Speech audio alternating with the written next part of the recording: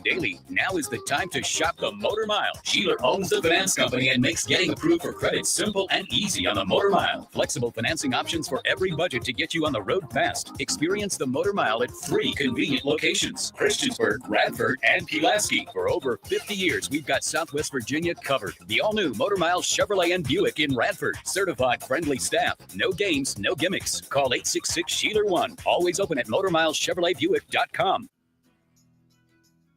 Hi, I'm Susan Lane, Ed's mom.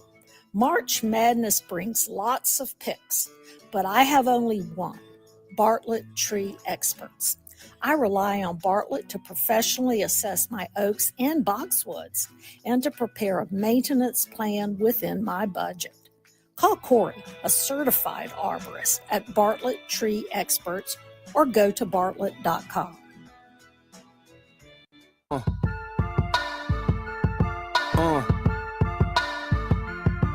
Good morning.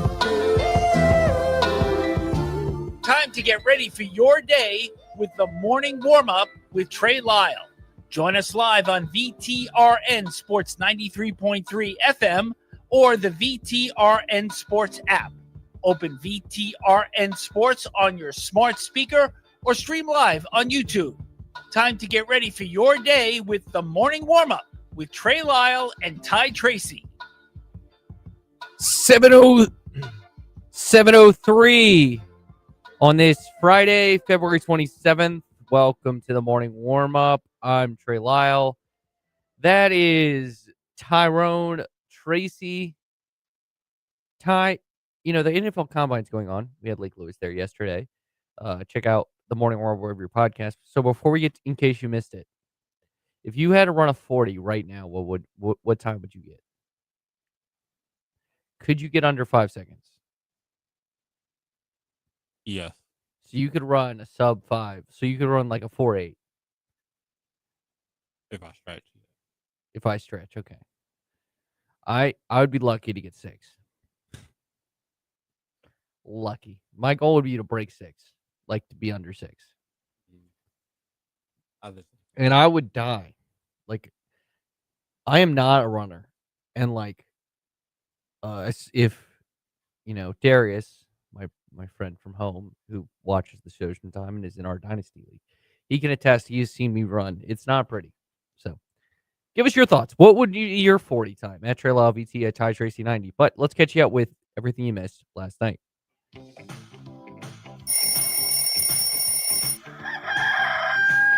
Keeping up with sports 24/7 takes some serious effort, especially when you're sleeping. Don't worry, the morning warm-up stays alert around the clock. Now here is everything you missed last night. 74-65. The Flames fall in back-to-back games. This time, Kennesaw State on the road. Liberty basically just kind of got outshot last night. Al shoots 61% from 3, making 11 of them, scoring 15 points off of 12 Liberty turnovers. Flames have dropped consecutive games for the first time since January of 2025. They had on the road to Jacksonville State on Saturday. Again, they have everything basically locked up in the conference at this point. Their lead in the conference has now dwindled down to, I believe, 4 games. Yes, or 3 games, excuse me, with 3 games to play. So I don't see them losing out. I do not want to panic, but they do need to play. If they're going to win the conference tournament, Ty, they do need to play a lot better defensively than they did in this game against Kennesaw State. Yeah, definitely. You're going through a little flunk right now, especially losing 2 back-to-back games. If I'm mistaken, right? 2 back-to-back games. Back-to-back games. And right now, it's just like you're going through like a little adversity right now, but you still have to manage to learn to turn around because you're right there at the finish line because next is the conference tournament, and it's not going to get more easy. Yeah, absolutely. I mean, yeah, just allowing 61% from 3, including 11 of them. They shot 51% from the field.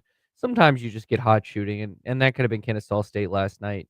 And it was a close game throughout, but Kennesaw State pulled away in the second half and ultimately was able to kind of keep Liberty at arm's length in the second half, and just made shots. I mean, sometimes the team just shoots the ball well, and that's what Kennesaw State did last night. Again, I'm not fully panicking on Liberty. I think they'll be fine. Um, Looking at the box score last night, Brett Decker led the scoring with 15 points, made 5 threes, which you like, um, which is more than the rest of the team combined. Um, Colin Porter was 1 for 5. Cade Matheny was 2 for 7. J.G. Harper didn't make one. He's 0 for 2. Last night, Zach Cleveland had 10 points. J.G. Harper with 14. Colin Porter with 11. And credit Kennesaw State. They just made shots when they needed to, and they got the win. And if you're a Liberty fan listening to this, I don't think you want to panic. You are a team that is very capable. You've won 17 in a row for a reason. And I get your losses out of the way now.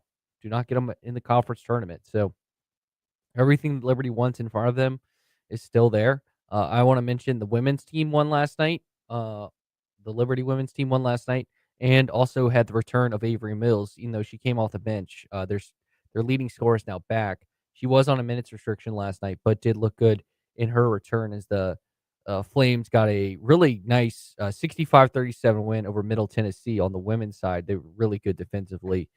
Evie Nawabi tied the Liberty Arena record for blocks in a game with 5. So, really nice win last night for the women. North Carolina defeated Virginia on the women's side as well last night. Michigan, as for the top 25 in men's college basketball, Michigan State defeated Purdue 76-74 game. You could have heard right here on VTR and Sports. As for the NBA, Sixers 124, Heat 117. Last night, Tyrese Maxey set the Sixers record for most threes in a career. He's 25 years old. He passed AI. You would think that'd be impressive, but it just shows the growth of the NBA that it took Tyrese Maxey, 4 seasons to break that record? Yeah. 4 seasons to break that record? You'd think Joel Embiid would have had it. But he has not been relevant. Sorry, 1, 2, 3. Wow. Tyrese Maxey's been playing basketball longer than I thought. 1, 2, 3, 4, 5, 6. This is his 6th season in the NBA. You mean for 6 Yeah. years? Yeah, he Wow. was picked in 2020. We are old, Ty. Yeah, I don't. I thought Tyrese Maxey. But anyways, still, it only took him 6 seasons. But again, that just shows the growth, the changing in the NBA. Hornets 133, Pacers 109. Hawks defeat the Wizards 126-96. So the Pacers and the Wizards are the true winners last night because they lost. Another team that lost, choo-choo, let's get on the tanking train. Spurs 126, Nets 110. Rockets defeat the Magic 113-108. Trailblazers defeat the Bulls 121-112. A team that failed to tank last night was the Sacramento Kings. They won 130-121. Just to show where the Kings and the Mavs, who are sort of tanking, are at. The 2 leading scorers for that game were Precious Achiuwa, former draft pick of the Miami Heat, and Najee Marshall, who had 36 and 10. Suns defeat the Lakers off a Royce O'Neal game winner, 113-110. Pelicans defeat the Jazz, 129-118. Sadiq Bey with 42 points. I do love this time of year with the tanking that just random NBA players just are able to get 60. Yeah. Not actual. So, yeah, Sadiq Bey dropped 42 and 7 last night, thinking he was Kobe Bryant. Dang. T-Wolves defeat the Clippers 94-88. Ant goes off for 31 points. T-Wolves get the win. We're close in the NBA playoffs, folks. And of course, tanking is going on as well. Other news and notes, something I do want to talk about with Mike Barber adding to the Chandler Morris stuff is the NCAA Football Oversight Committee is implementing strict rules on transfers, transfer offenses. That includes a big part of it is a 6-game suspension for your coach, a 20% fine of your football budget. So now, will those rules stick? No. I don't know. Probably get sued over them, but we don't know. Another thing, some common sense is going into the targeting rule. Basically, they're getting rid of the carryover suspension. So if you remember, if you get hit with targeting in the second half, you would have to be suspended for the first half of the next game. They're getting rid of that part for first time offenders, and then if you get so if you get it a second time, you would have to sit out the first time in the game, and if you get it a third time, that would cause you have to sit out the entire next game. By the way, 5 players got hit with two targeting calls this past season, so that doesn't affect a lot. But at least it's a little bit of progress where they're still kicked out of the game. I would favor a flagrant 1, flagrant 2 kind of thing with targeting. But this tie at least is a little bit better where at least we don't get the dumb carryover where like some random play where you get accidental contact ahead affects your next game. I say them target rules get out of hand. Some you like, okay, that's not targeting. Some is like, okay, he definitely targeted. Like, I just feel like they just get out of hand. Hopefully, it gets better later on down the road. Yeah. Exactly. I mean, ultimately, targeting is kind of a dumb rule. It's a liability kind of rule, and it's just hard to. Again, it's football. It's going to be violent. You can't really get rid of that.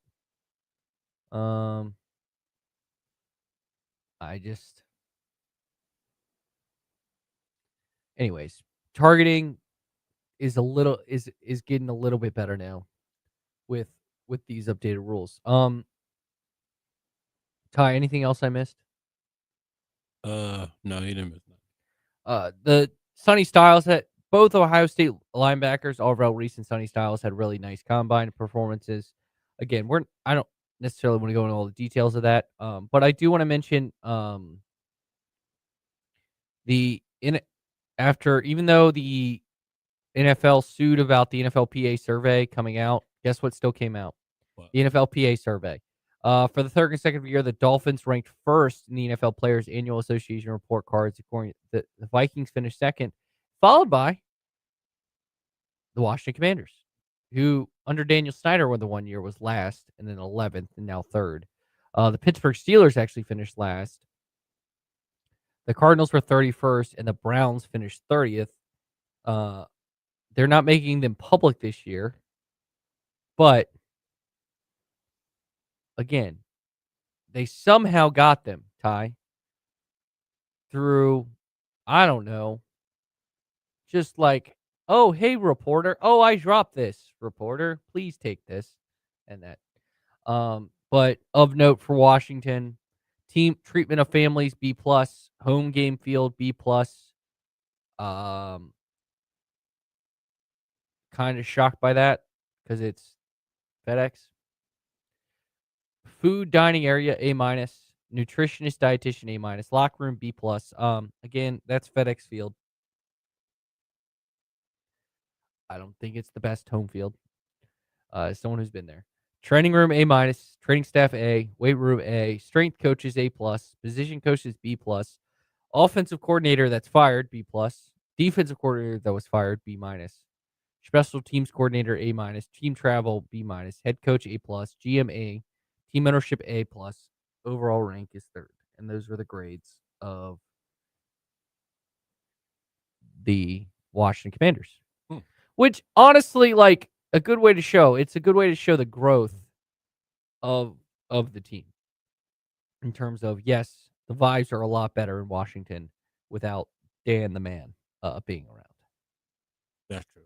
So I'm just glad that Washington made a huge turnaround. They definitely needed. Yeah. There was a trade in the NFL yesterday.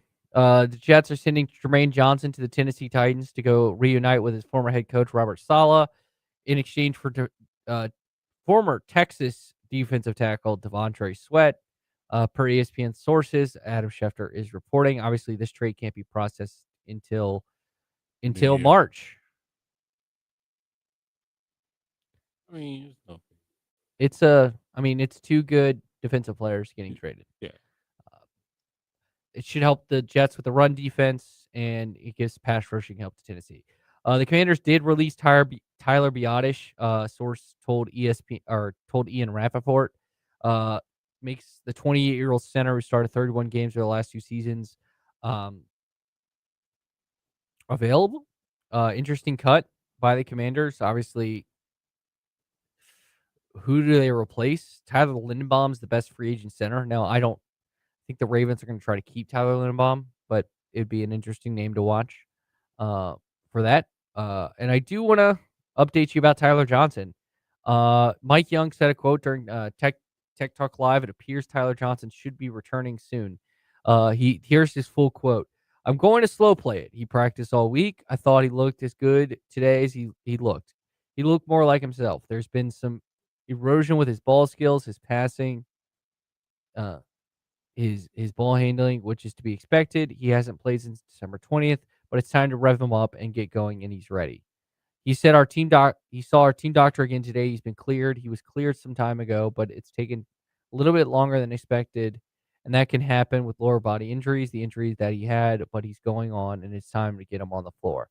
Not a lot, but he'll be on the floor Saturday, barring something happening tomorrow, and we're not going to do a ton with him tomorrow. It will be nice to see him back on the floor Saturday. So, big return late in the season for the Hokies. Their best on-ball defender has returned, and that is in Tyler Johnson.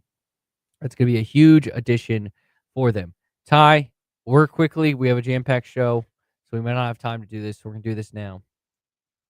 Does Virginia Tech or Virginia defeat one of the Carolina teams? Does Tech beat North Carolina, or does Virginia beat Duke on Saturday? I'll say I got UVA. Ooh, you have UVA beating Duke? I think UVA can pull it off. I don't trust Tech at all. Okay. No, you can pick neither. I'm not saying neither, definitely not. Okay. But I was gonna say I had to pick your options were both Tech, UVA, or neither. Those are your options. Neither. I agree. I don't think either are going to happen. Now, I would not. Be I think surprised. Tech is more likely to be okay. So I disagree with you that Virginia is more likely to beat Duke. I ain't say they can beat, but it's like they can pull off. I'm only picking Virginia Tech more likely to beat North Carolina because of how I think about Duke. It's like obviously Virginia is a better basketball team than actually probably the way they're playing right now than both North Carolina and Virginia Tech. But North Carolina without Caleb Wilson is way more beatable than the best team in the country. Oh yeah, I forgot he's hurt. So that's. But either way, I'm going neither. All right. Yeah, I agree. Neither. All right. Speaking of that Virginia Duke game, we're going to be joined by Mike Barber from Seaville right now talking Wahoos next here on the morning warm-up. Are looking for support to overcome life's obstacles? Central Virginia Counseling is here for you. Central Virginia Counseling is accepting new clients at both Lynchburg locations on Wigington Road and Timberlake Road. And telehealth is available anywhere in Virginia. Serving children, teens, and adults, our counselors are equipped with diverse skill sets to help you on your journey. For more information, visit us at centralvirginiacounseling.com.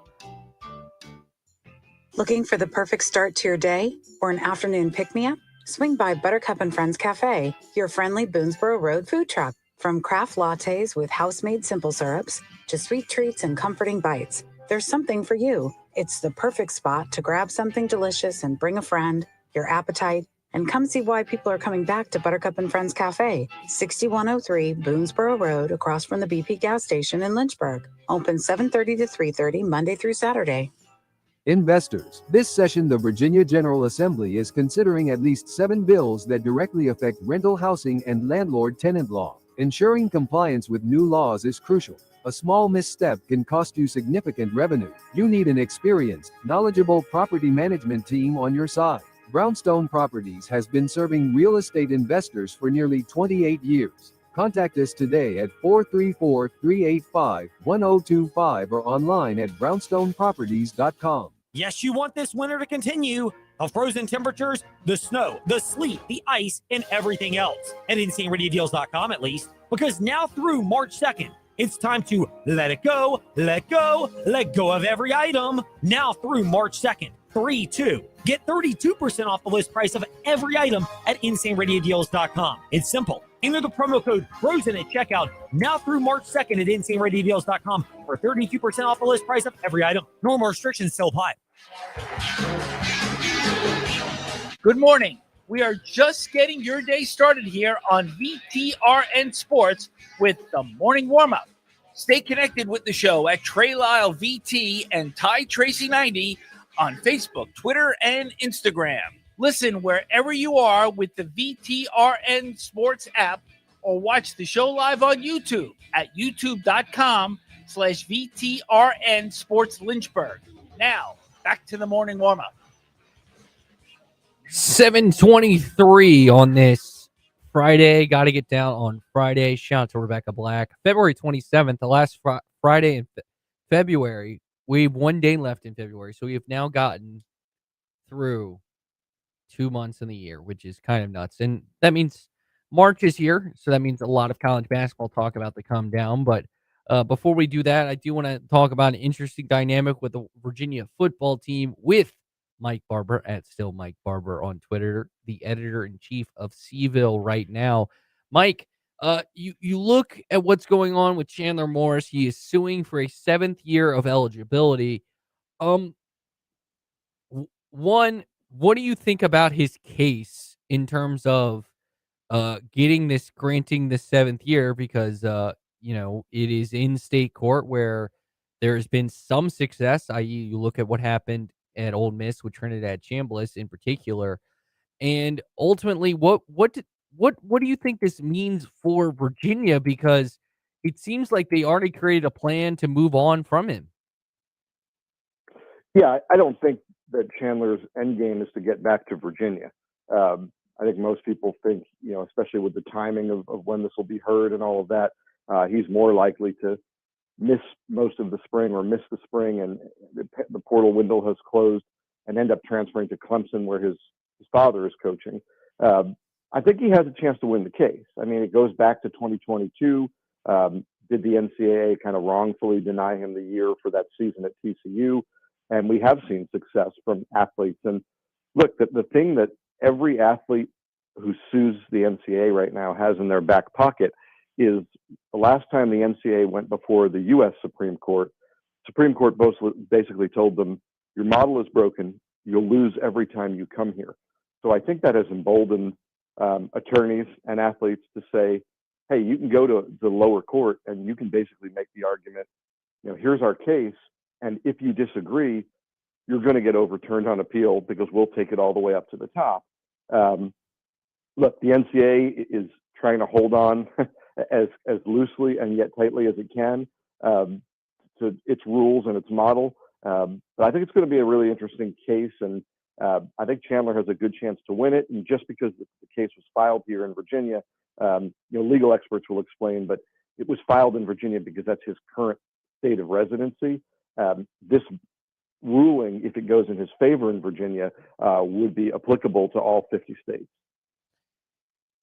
Clearly, Chandler Morris listens to the morning warm-up because I called this Clemson transfer months ago. I just want to point that out. But we're here with Mike Barber at Still Mike Barber on Twitter. And also, it's the, I think the funniest part of all this is Dabo Swinney will be taking a 7th year, multiple-time transfer quarterback as his starting quarterback, presuming this passes. But a mention of that, it does now have a hurdle in the way with the Football Oversight Committee, which it's not officially an NCAA rule, did put stiffer penalties in for if they take a transfer player in the non-transfer portal window, which if Chandler Morris does this, that's exactly what would happen, where the head coach would be suspended 6 games. There's a fine to be paid.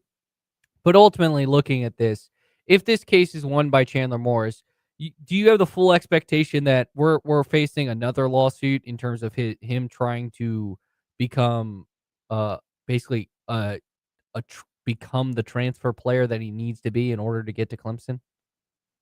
It'll depend. I mean, look, the other option here, and again, it'll depend on timing, is for Chandler Morris to simply enroll as a student at Clemson, work as a student manager with the football program for spring. The guy's played a lot of college football. He knows how to keep himself in shape. He knows how to learn an offense. It's going to be his father's offense, if it is in fact Clemson we're talking about. So I think Chandler Morris could certainly make it a little less sticky by just saying, I'll join the football program in the fall. But certainly, I think a lot of antitrust lawyers would encourage him to say, if he wins in Virginia, enroll immediately and take on the NCAA a second time. Look, every time you go to court, there's a chance you lose.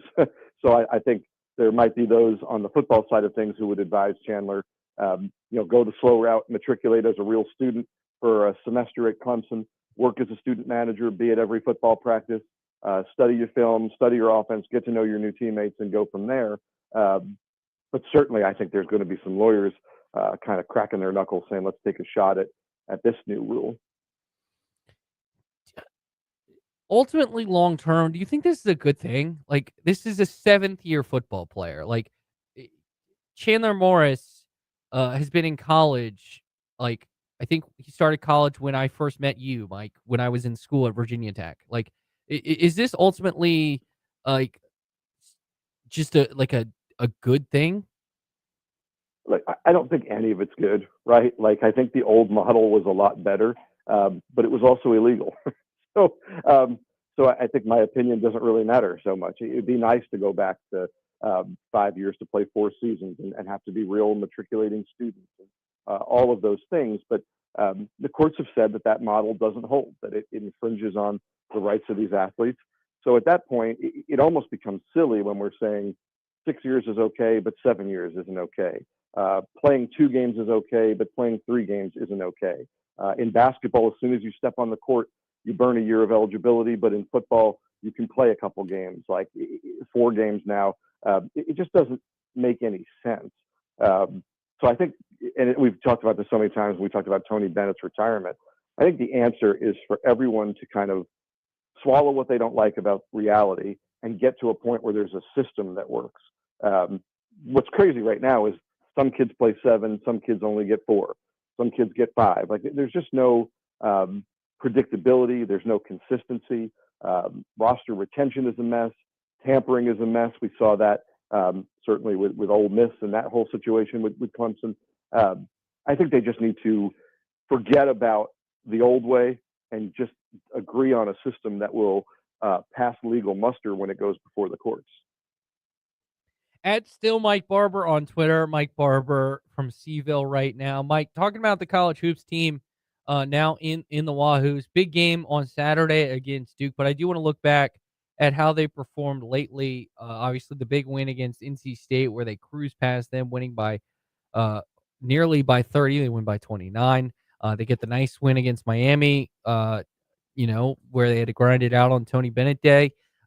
They've played such good basketball coming off that loss to North Carolina that they've clearly made them the second best team in the ACC. What have you thought about the improvement for Virginia over these last couple of weeks? Yeah, I think, there was a lot of talk made in the preseason about the fact that this is an older, more experienced team. And I think what we're seeing is a team that knows how to, for lack of a better term, pace itself. I think they are playing their best basketball right now. I think people who were worried about this, that, or the other thing, and rightfully so, because it was a new team, a new roster, guys who hadn't played together before. I think it's the counter argument that's being proved true here is that, this is a team that is ready, knows how to win, knows how to play together, and knows that this is the time of year you have to do it. Looking at the Cavaliers, obviously the growth of Testa Ritter has been great. Dallin Hall, they do have some young core pieces. What has impressed you the most in terms of what Ryan Odom has done in year one, where you basically have gotten everything you've asked for and more out of a first-year coach. Yeah, I think Ryan did an amazing job of scouting personalities. His system is one where you share the ball, one where a different guy's the leading scorer every night, all of those things. Sometimes that's what you see about teams. In football, we talk about like the military academy. The whole is going to be greater than the sum of the parts kind of thing. But I think at Virginia, he was able to get really high level players to then buy in and play this system. You look at Sam Lewis, you look at Jakari White, you look at Malik Thomas.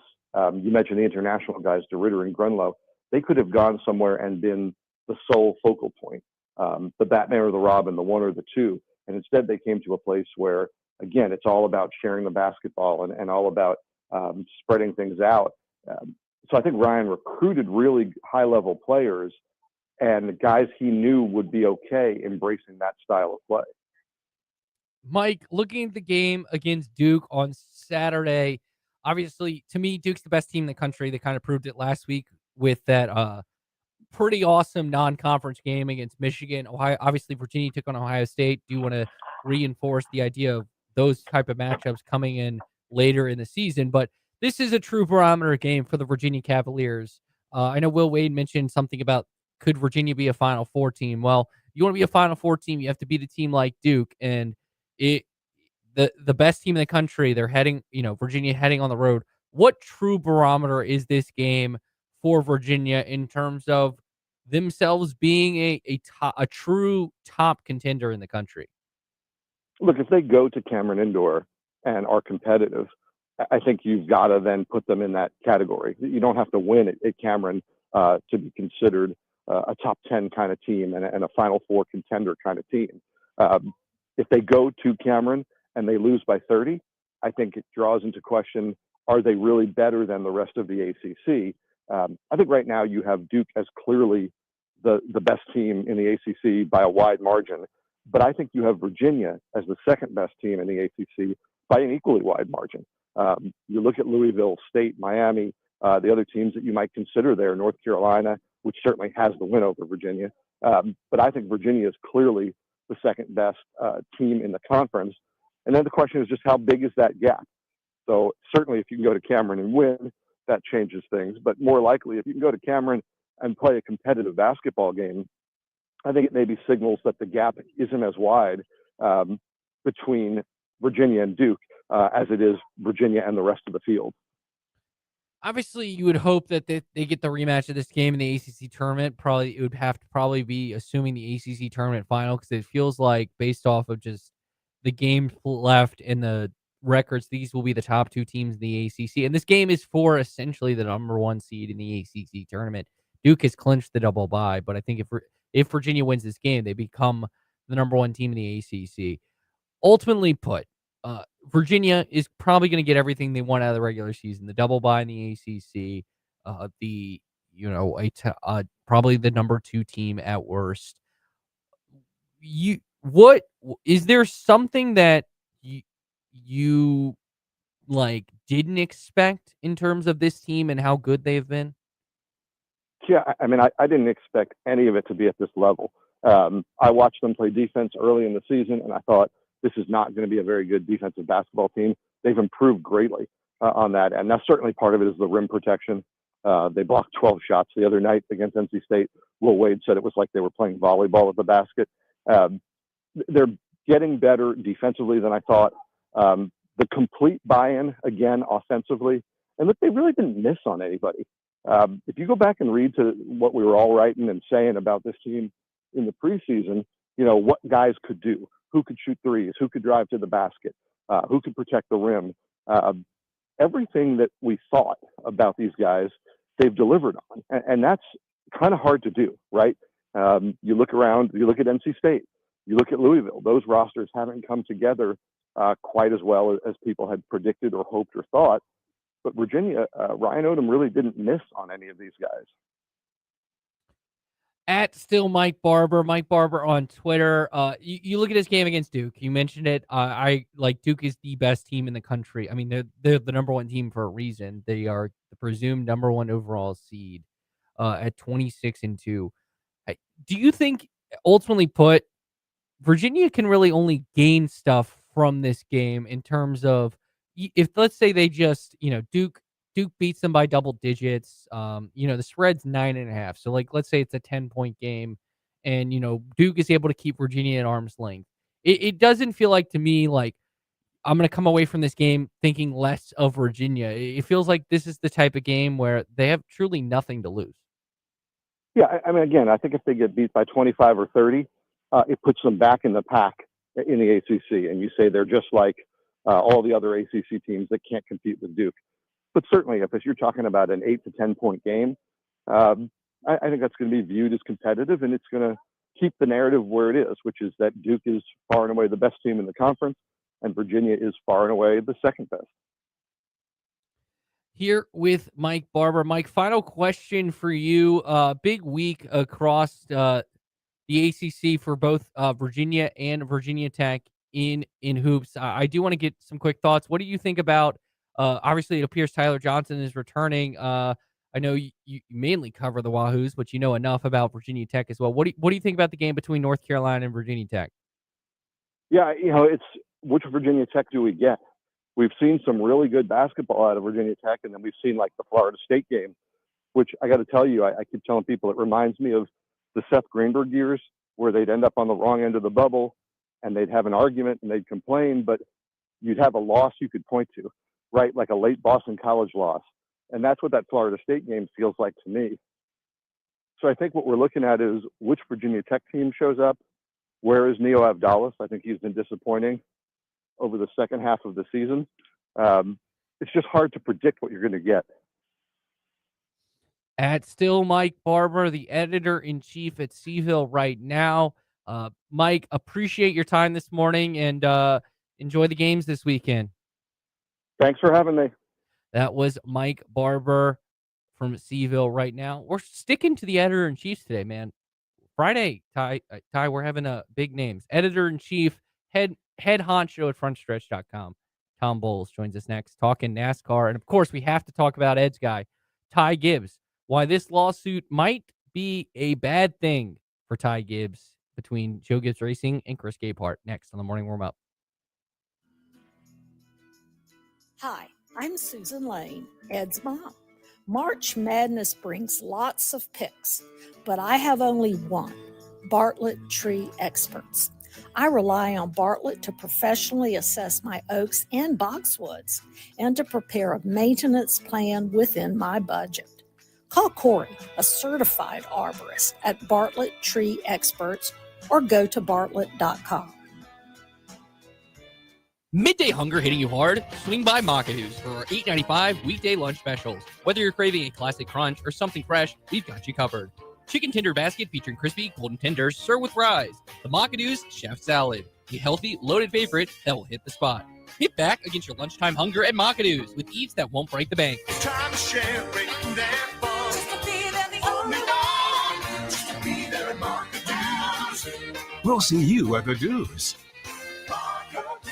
Get more on the Sheeler Motor Mile, your trusted dealer serving Southwest Virginia and surrounding areas for over 50 years. With more selection, more value, and more finance options. Plus, your trade is worth more. Shop local and save more with straightforward pricing, plus exceptional service and selection. Your search ends at the Motor Mile. Choose from over 900 quality pre-owned vehicles, plus a massive selection of new car brands in Southwest Virginia. Honda, Hyundai, Toyota, Subaru, Kia, Chevrolet, Mitsubishi, Chrysler, Dodge, Jeep, Ram, and now Buick. Plus, the used car superstore. 12 new car brands, 900 used vehicles, one amazing buying experience. Volume selling means volume pricing, and we've got more than any other dealer in the area. The Sheeler Motor Mile delivers choices. Here's the difference. Sheeler owns the finance company and makes getting approved for credit simple and easy on the Motor Mile. Flexible financing options for every budget to get you on the road fast. Get more on the Sheeler Motor Mile with a certified friendly staff and no games, no gimmicks. The Sheeler Motor Mile, now in Christiansburg, Radford, and Pulaski. Call 866-SHEELER1. Always open at Sheeler.com. True Balance is staying frozen. And now through March 2nd at InsaneRadioDeals.com, the deals are frozen. 32% off the list price of every item, where we let go of every item, like Crosswide Athletic Club memberships, Aquatrek Adventures experiences, BNC Sports gift certificates, and Rise Up Climbing day passes or 1-month memberships. So get 32% off the list price of every item now through March 2nd at InsaneRadioDeals.com when you enter the promo code FROZEN at checkout. Normal restrictions still apply. Good morning. We are just getting your day started here on VTRN Sports with the morning warm-up. Stay connected with the show at Trey Lyle VT and Ty Tracy 90 on Facebook, Twitter, and Instagram. Listen wherever you are with the VTRN Sports app or watch the show live on YouTube at youtube.com/VTRN Sports Lynchburg. Now, back to the morning warm-up. 7:42 on this Friday. Got to get down on Friday. Welcome back to the morning warm-up. I'm Trey Lyle. That's Ty Tracy. Tom Bowles joining us in a matter of moments. Do want to talk about my theory here. Could Joe Gibbs Racing be screwing himself with this lawsuit? Because a lot of bad things coming out about Ty Gibbs, including how he's been late to stuff, so on and so forth. You look at the great thread by Kelly Crandall breaking down kind of the Chris Gabehart side of things. You know, I do think Joe Gibbs Racing could use Ed Lane in this situation. He is very willing. I think if you could work out some sponsorship deal, my theory is you just take all your sponsors, and then part of the deal is you get sponsors. They have to sponsor a radio station. I feel like that would be cheaper for you guys. But just saying here, as we are now joined by the boss at frontstretch.com at NASCAR Bulls, a busy man this weekend. He is down in St. Pete for the IndyCar debut. So I appreciate him fitting a couple minutes with us. Tom, good morning. I do want to ask, this lawsuit between Chris Gabehart and Joe Gibbs Racing, do you think ultimately the unintended consequence of, I don't want to say perception meeting reality with Ty Gibbs, but some bad things coming out about Ty Gibbs, including preferential treatment, him maybe missing meetings in terms of being late to them, ultimately could that be a consequence that long term, if they want to build around, Ty Gibbs, and Ty Gibbs, I guess, eventually becomes the owner of Joe Gibbs Racing, could be a pretty bad unintended consequence from this lawsuit? Well, I think when you look at the lawsuit in general, Trey, I think you look at not just Ty Gibbs' behavior, but also the future of JGR, right? Unfortunately, with the tragedies that have befallen the Gibbs family, you don't have, a generation directly underneath Joe Gibbs to take over. Potentially Heather Gibbs has been mentioned, if for some reason something happens to Coach Gibbs, to potentially take over. But certainly with the lawsuit, it doesn't feel like Ty Gibbs is ready, right? I think that's the number one thing that's come out of this. It's been interesting. So much has gone back and forth between, Chris Gabehart and JGR, and in terms of, JGR trying to pin Gabehart as some sort of spy, and all of this crazy, espionage that he's accused of and Gabehart's fighting back on. But really, the focus has been Ty Gibbs. And I think that's why, because if you look 10 years down the road, Coach Gibbs is not going to be running this company, maybe even 5 years down the road. And, if Ty Gibbs is not ready, what happens to JGR? It's not just what happens to the 54 car. And, I've heard from several people now that have come out of the woodwork, something I think that we've always known, that this is a make or break year for Ty Gibbs. And he was, told in the offseason to clean up some of this behavior, but none of this behavior was being made public. And I think the Gabehart lawsuit and what they're going through, in terms of making all this behavior public is just making it harder for him to fix it. Obviously, Ty Gibbs has had, his time. While he has won, lots of races at the lower series, he obviously had a perception about him because he was Joe Gibbs' grandson.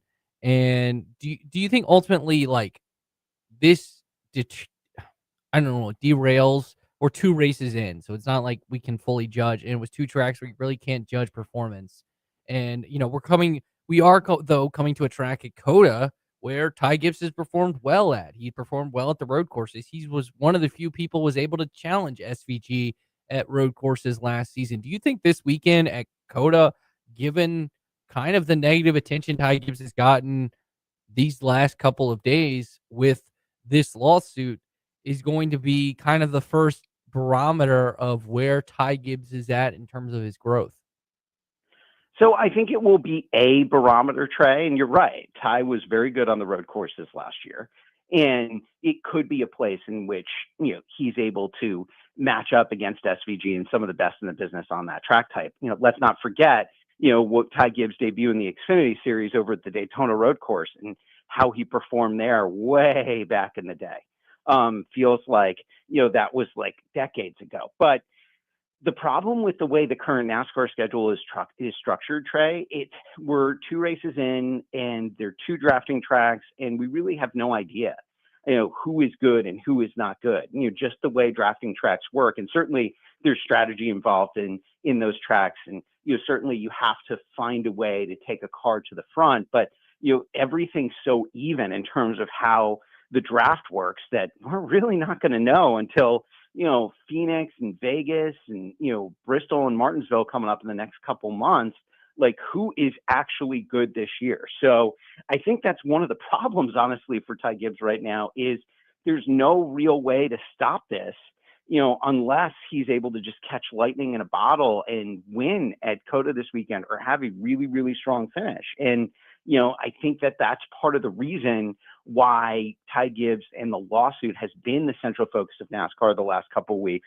Yeah, we're still in lawsuit mode, just coming out of the lawsuit that Michael Jordan in 2311 filed. But, these drafting tracks often don't give you a lot of storylines after the race because everybody knows that it's a little bit of Russian roulette and, all right, this person won and this person wrecked and it was exciting, on to the next one. And I think that that's made the lawsuit stand out even more. You agree?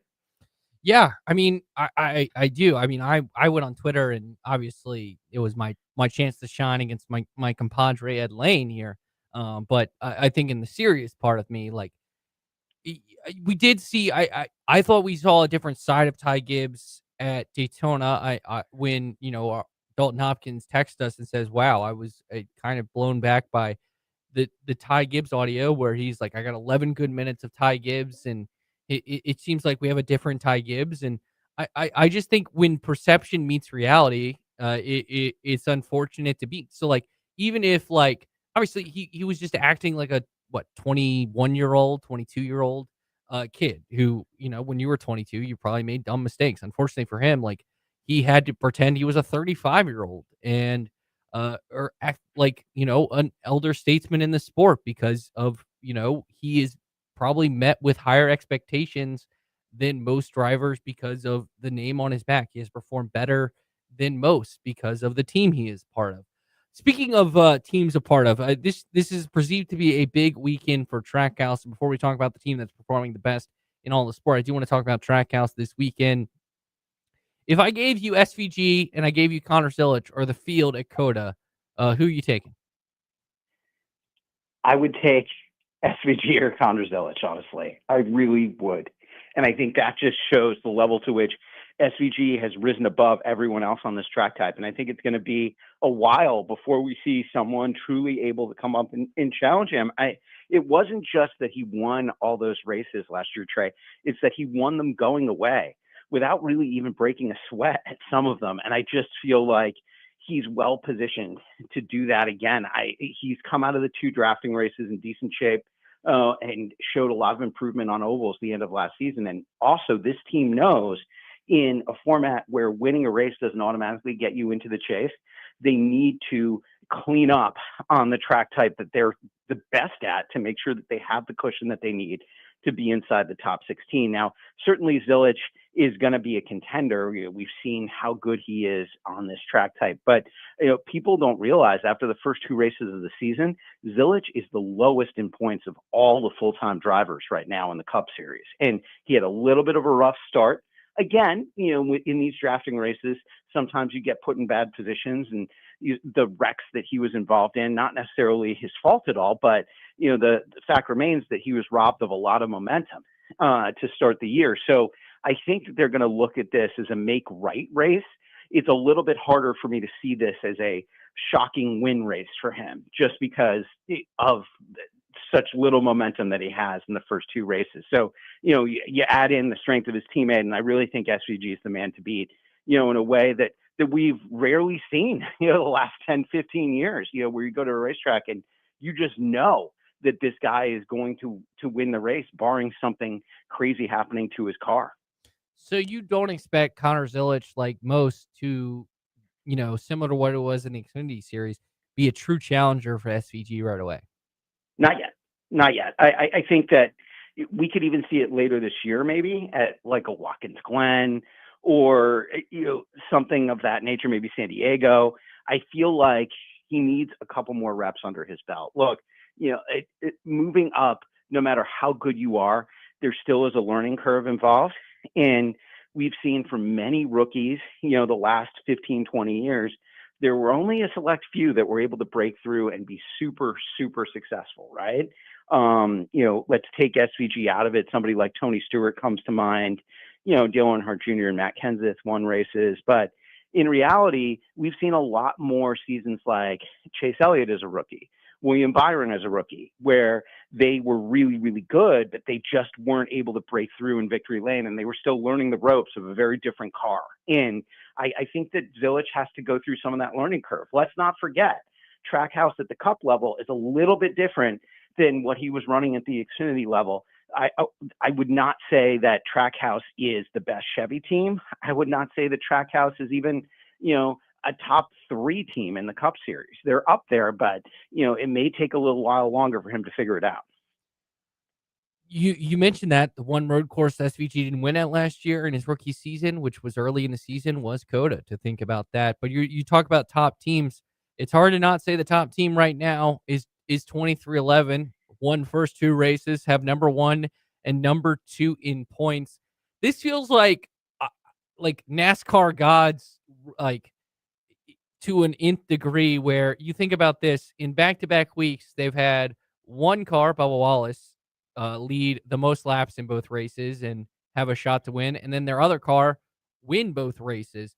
What have you thought about this start for 2311, where I know they're drafting tracks, but they basically, they had the best car last week in the 23. They've come out, they've won both races.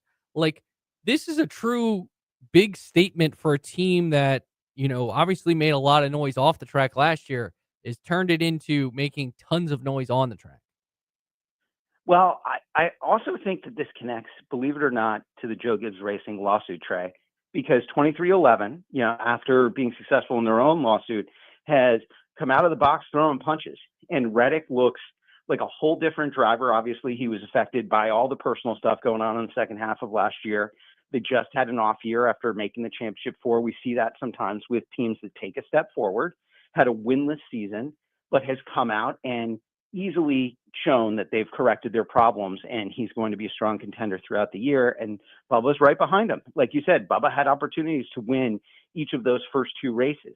And you look at the other top Toyota team, the team that's supposed to be, quote unquote, supporting 2311, and Joe Gibbs Racing is hurting. Denny Hamlin is 27th in points after 2 races, and obviously has gone through all of the personal tragedies that he's gone through. And then you look at, Christopher Bell has run into a couple problems in the drafting races.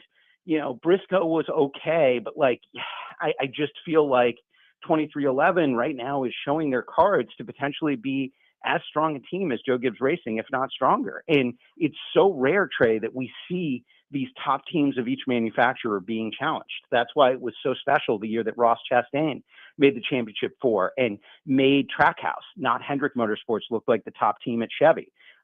Team Penske has been the top team at Ford for how many years now? So to have any type of changing of the guard is pretty significant. And I think that that's one of the storylines out of the first 2 races, is that we may see 2311 have this challenge of Joe Gibbs Racing over the course of the season, especially if JGR is distracted with their own lawsuit. And if 2311 is able to take 2 cars very deep or finish in the top 5 in points with those 2 cars, win several races, more than potentially Joe Gibbs Racing, extrapolating this out over a full season, would you say that a changing of the guard is at hand? Again, how much longer is Coach Gibbs going to run that race team? And I think that's a bigger storyline that could be showcased over the next several months. Not just 2311 winning the first 2 races, but long-term becoming the top Toyota operation. It's going to be interesting. I think, you can't count out legacy. I think they're just on more of a slow build. But I mean, when they have Jimmy Johnson at the helm, given his career in NASCAR, I'm not gonna doubt Jimmy Johnson. Eventually figuring it out. You look at I do think to some degree like they have they truly can spend money this year, unlike they could last year. They'd be way more conservative considering they could lose it all at 23-11 with the lawsuit. So speaking of Toyota, I do want to point out something interesting. In the shock, go ahead. You were going to say something else? No, you're good. Okay. Keelan Harvick signs with Toyota. I know you wrote something about this for frontstretch.com, so I do want to let you get that plug in. And it was kind of a surprising signing, given his already connections to Hendrick Motorsports, considering he has a HendrickCars.com car on his late model. But Keelan Harvick in a Toyota going forward is what did you think of that move, considering, this is a 13-year-old prospect that has shown a lot. I mean, he's gone head to head with his dad multiple times and beaten his dad. And I know his dad is not a full-time competitor, but still, it's a Hall of Fame NASCAR driver, and he's 13. Like, it shows how much talent this kid has. Well, I definitely think that Kevin Harvick and the Harvick family are really smart in the way that they do things. And I just think that if you look at the three manufacturers right now, Keelan is 3 years away from being able to slide into a truck, at least for a partial schedule, right? And you look at Hendrick, let's say, as opposed to Toyota, and it feels like all the seats are taken up with the exception of Alex Bowman. And Alex Bowman is not going to be sitting in that seat for 3 more years, 4, 5, 6 more years, just waiting for Keelan to be old enough to take over that ride. It looks like you have Chase Elliott in the 9 for a long time to come, Byron in the 24 for a long time to come, Larson in the 5 pretty much until he retires. And all of those rides could be taken up for 10 years or more. So if you're Keelan and you're looking at the future and where the open rides could be and potential development, not only might there be more openings at Toyota long term, but there may be more opportunity for expansion at Toyota. I mean, you think about all the teams that Chevy has and all that they're carrying. Maybe they are able to get in at the ground floor and work their way up. Who knows? Maybe Kevin Harvick takes partial ownership of Rackley War at the truck level. And, maybe there's some sort of deal there where Rackley changes to Toyota. I know they're heavily involved with the late model side of Keelan. Maybe Tricon has a seat just waiting for him.